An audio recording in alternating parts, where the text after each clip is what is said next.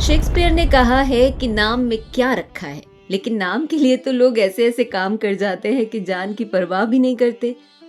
फिल्मों की बात करें तो ऐसे कितने कलाकार हुए जिन्होंने फिल्मों में आकर अपना नाम सिर्फ इसलिए बदला क्योंकि उनका नाम फिल्मों के अनुकूल नहीं था, या फिर पहले से फिल्मों में उस नाम का कोई कलाकार स्थापित था। तो ये बात तो बिल्कुल नहीं मानी जा सकती कि नाम में कुछ नहीं रखा। कितने ही कंफ्यूजन्स सिर्फ नाम की वजह से हो जाते हैं। नाम के अलावा सरनेम की वजह से बहुत से कलाकारों को लेकर गलतफहमी होने लगती है।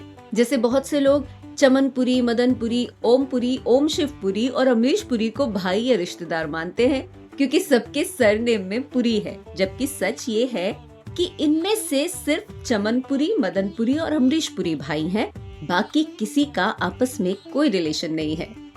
आजकल मीडिया एक्सपोजर बहुत है, इसीलिए कपूर्स को लेकर इतनी गलतफहमियां नहीं होती, वरना पृथ्वीराज कपूर का खानदान और दूसरे फिल्मी कपूर जैसे अन्नू कपूर, आदित्य राय कपूर को भी रिश्तेदार मान लिया जाता, और ये बहुत कॉमन है। जब मैंने खलनायक जीवन का वीडियो बनाया था तो उसमें एक जगह मैंने कहा था जीवन ने पहली बार नारद मुनि की भूमिका निभाई 1947 में आई फिल्म भक्त ध्रुव में, जिसमें शशि कपूर ने भक्त ध्रुव का किरदार निभाया था। उस समय मैं भी यही सोचती थी कि ये शशि कपूर कपूर परिवार के तीसरे बेटे हैं जिन्हें हम सब एक हैंडसम स्टार के तौर पर जानते हैं, लेकिन बाद में पता चला कि वो कोई दूसरे शशि कपूर थे। इस कंफ्यूजन के बढ़ने की एक वजह है इंटरनेट, क्योंकि यहाँ कोई भी कुछ भी लिख सकता है, बोल सकता है। कितने ही लोग बिना किसी प्रॉपर रिसर्च के कुछ भी इंटरनेट पर डाल देते हैं। ऐसे में सच और झूठ सब गड़बड़ा जाते हैं। इस वीडियो में उन फिल्मी हस्तियों की बात करेंगे जिन्होंने अलग अलग दौर में या एक ही दौर में फिल्मों में काम किया और उनके नाम एक जैसे थे। अक्षय कुमार, अक्षय खन्ना, अनिल कपूर, अनिल धवन जैसे नामों में तो सरनेम अलग होने की वजह से अंतर किया जा सकता है, लेकिन सदी गुजरने के बाद, खासकर जबकि शुरुआती दौर के कलाकारों या फनकारों की ज्यादा जानकारी हमारे पास नहीं है, ऐसे में बहुत से नामों को लेकर असमंजस की स्थिति होना बहुत आम है।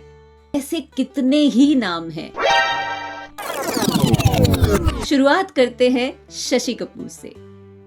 जो शशि कपूर फिल्म इंडस्ट्री में फेमस हैं, वो हैं प्यारी सी स्माइल और टूटे दांत वाले पृथ्वीराज कपूर के सुपुत्र शशि कपूर। उनकी शुरुआत बतौर बाल कलाकार ही हुई थी और यही है कंफ्यूजन की वजह।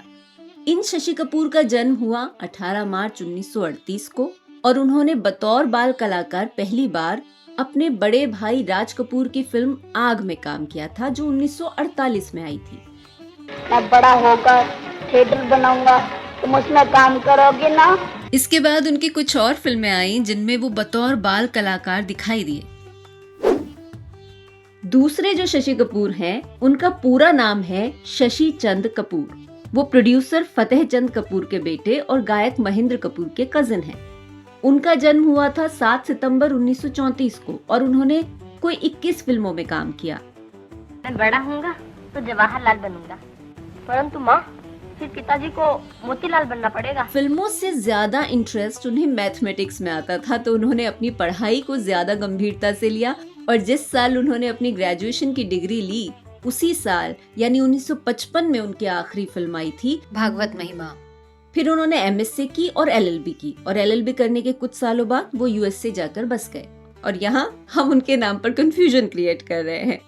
उनकी प्रमुख फिल्मों की बात करें तो 1946 में आई डॉक्टर कोटनिस की अमर कहानी, 1947 की भक्त ध्रुव, 1948 की शहीद, 1950 की वीर बब्रुवाहन और समाधि के नाम लिए जा सकते हैं। ज्यादातर पौराणिक फिल्मों में यही शशि कपूर बाल कलाकार के तौर पर पर्दे पर अभिनय करते नजर आए। श्याम नाम के कई अभिनेता हुए, श्यामलाल, श्यामलाहा, लेकिन श्याम नाम के 2 अभिनेता बहुत मशहूर हुए, एक श्याम चड्ढा और दूसरे श्याम कुमार। श्याम चड्ढा का जन्म 20 फरवरी 1920 को हुआ। ये वो श्याम है जिनकी सादत हसन मंटो से गहरी दोस्ती थी। लेकिन जापानी जंग जीत गए तो आप समझते हैं कि हिंदुस्तान से अंग्रेज को निकालकर वो मुल्क हमें बख्श देंगे। श्याम बहुत हैंडसम थे और उनकी अपने वक्त में काफी डिमांड थी, लेकिन जब उन्होंने ग्रेजुएशन के बाद बॉम्बे टॉकीज में स्क्रीन टेस्ट दिया था तो वो फेल हो गए थे। उनकी मशहूर फिल्में हैं पतंगा, खनीज, दिल लगी, चांदनी रात, बाजार, समाधि। शबिस्तान उनकी आखिरी फिल्म थी। इसी की शूटिंग के समय उनके घोड़े से गिरकर मौत हो गई थी। तुम्हारी आंखें कह रही हैं, तुम मुझे अपनी चाहती हो, तुम इतनी जालिम नहीं हो सकती। जिस दौर में श्याम फिल्मों में आए थे, उस दौर में कलाकार अपने गाने खुद गाया करते थे। प्लेबैक आ चुका था और सुरैया, नूरजहां जैसे कलाकार अपने गीत खुद ही गाते थे। मगर इन श्याम ने कभी फिल्मों में गीत नहीं गाए। बल्कि इंटरेस्टिंग ये है कि उन पर फिल्माया ये गीत दूसरे श्याम यानी श्याम कुमार ने गाया। मैं तेरा राग, तू मेरी रागनी। इस गीत में आवाज दी थी उन श्याम कुमार ने जिन्हें आपने फिल्मों में बतौर विलन पर्दे पर देखा होगा। ये हैं एक्टर सिंगर श्याम कुमार, जिनका जन्म हुआ 1913 में पुणे के एक पठान परिवार में। इनका असली नाम था सैयद गुल हामिद, जो के.एल. सहगल के गीतों के दीवाने थे और उनकी नकल किया करते थे। और फिर फिल्मों में किस्मत आजमाने बम्बई आ पहुंचे। भगवान दादा उनके डील डॉल से काफी प्रभावित हुए, शायद इसलिए क्योंकि उन्हें भी कसरत का बहुत शौक था। श्याम कुमार के अभिनय सफर की शुरुआत भगवान दादा की ही 1942 में आई फिल्म सुखी जीवन से हुई। लेकिन हीरो के मौके उन्हें बहुत कम मिले, वो भी बाद के दौर में। उन्होंने 1954 की विजयगढ़, 1962 की राष्ट्रवीर शिवाजी, 1963 की जंगल बॉय, 1964 की कृष्णा अवतार और 1965 की चार चक्रम में ही हीरो की भूमिका निभाई। गाने का शौक श्याम कुमार को बम्बई लाया था और उन्होंने करीब 20 फिल्मों में 34 गाने गाए।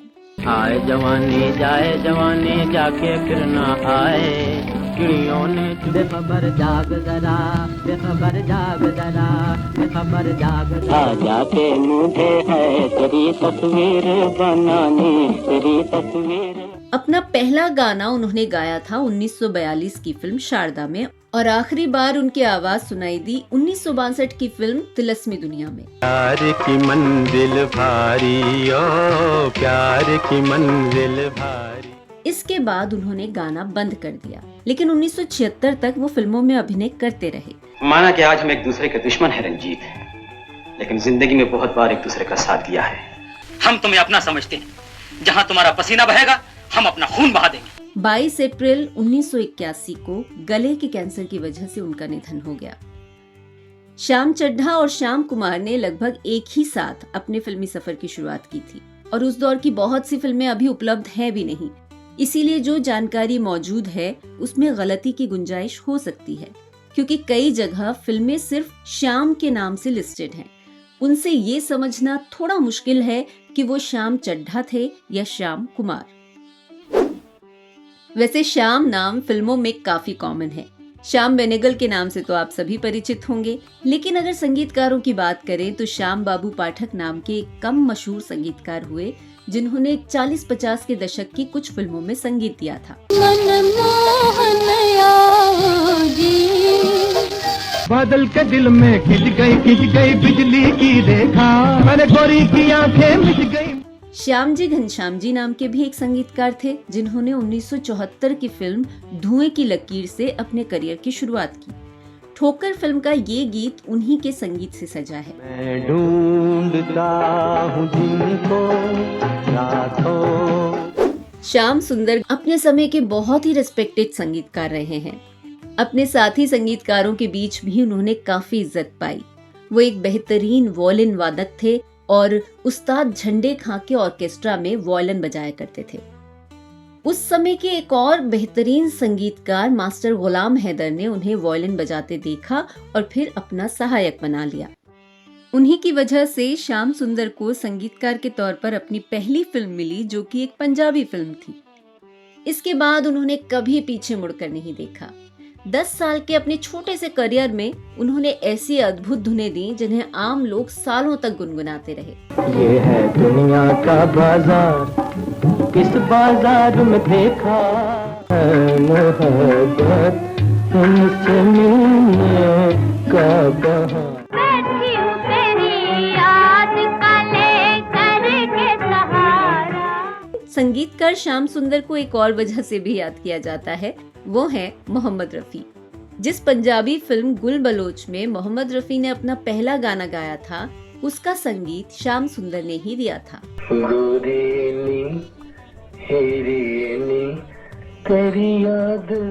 उन्होंने ही मोहम्मद रफी की प्रतिभा को पहचाना और इस फिल्म में गीत गाने का मौका दिया।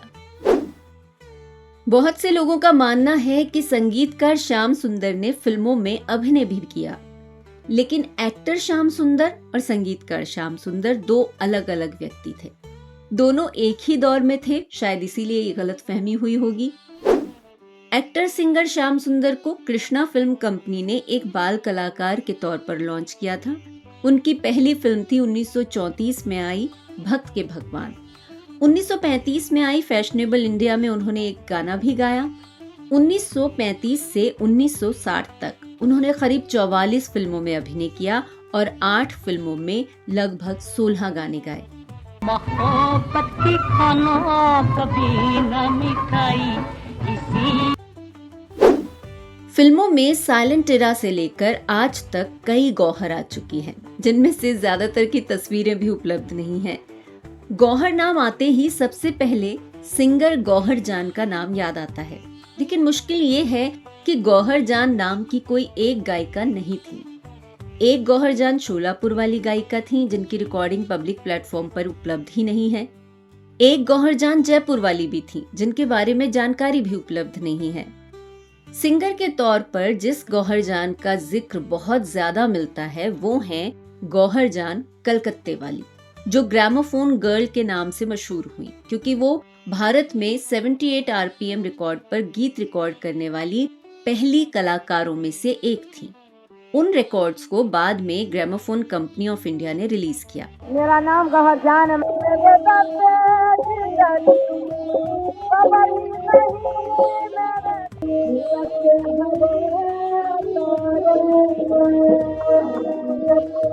1902 से 1920 के दरमियान गौहर जान ने 10 से ज्यादा भाषाओं में 600 से ज्यादा गाने रिकॉर्ड किए। उनकी पहली रिकॉर्डिंग ख्याल गायकी की थी, जिसे 1902 में ग्रामोफोन कंपनी के फ्रेड गैसबर्ग ने रिकॉर्ड किया था। वो रिकॉर्डिंग कोलकाता के एक होटल के 2 बड़े कमरों में एक टेम्परेरी रिकॉर्डिंग स्टूडियो बनाकर की गई थी। भारत में वो रिकॉर्ड्स 1903 में रिलीज हुए। उसी के बाद से गौहर जान और ग्रामोफोन रिकॉर्ड्स की लोकप्रियता और मांग दोनों बढ़ती चली गई। माना जाता है कि उस दौर में गौहर जान के उन रिकॉर्ड्स की वजह से ठुमरी, दादरा, कजरी और तराना जैसी शास्त्रीय गायन की विधाएं लोकप्रिय हुई। अच्छी बात यह है कि इन गौहर जान की फोटो के साथ साथ उनसे जुड़ी जानकारी और रिकॉर्डिंग्स आज सब अवेलेबल है। गौहर नाम की एक और सिंगर हैं जो गौहर कर्नाटकी के नाम से मशहूर हुई। उन्हें मिस गौहर ऑफ बीजापुर भी कहा जाता है। ये अमीर बाई कर्नाटकी की बहन थी। उन्होंने करीब 100 गीत गाए थे, लेकिन अभी कुछ ही रिकॉर्ड्स मिलते हैं। उन्होंने 30s की कुछ फिल्मों में अभिनय भी किया था।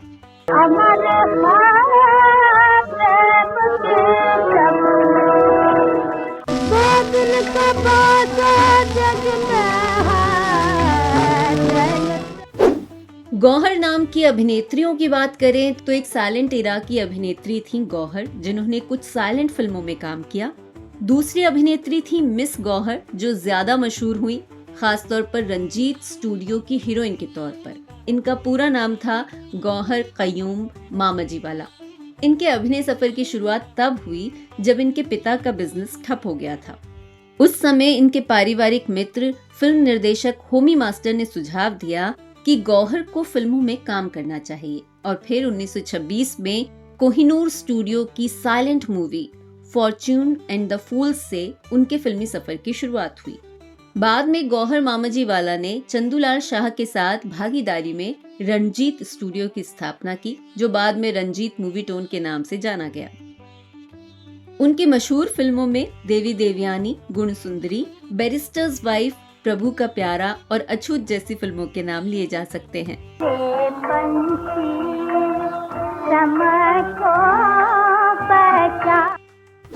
आजकल जो गौहर हैं वो हैं stylish, glamorous model actress Gauhar Khan, जिन्हें हम रॉकेट सिंह, इशकजादे, बद्रीनाथ की दुल्हनिया और बेगम जान जैसी फिल्मों में देख चुके हैं।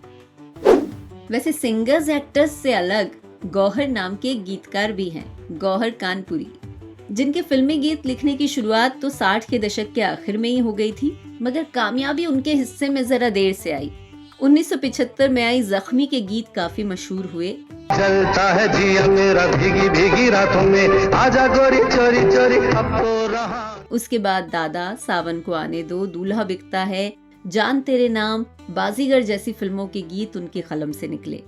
मैं गीतों में ढालूंगा सावन को आने दो। नामों की ये उलझी हुई गुत्थी आगे भी सुलझेगी, क्योंकि सिनेमा में बहुत से लोगों के नाम एक जैसे हैं। तो अगले वीडियो का इंतजार कीजिए, जिसमें और भी इंटरेस्टिंग और जाने पहचाने नामों का जिक्र होगा। और हो सकता है आपको ये जानकर अचरज हो कि उन नामों की इतनी हस्तियां हो सकती हैं। ये वीडियो पसंद आया हो तो लाइक, कमेंट, शेयर करना मत भूलिएगा। और अगर आप चैनल पर पहली बार आए हैं तो चैनल को सब्सक्राइब जरूर कर लें।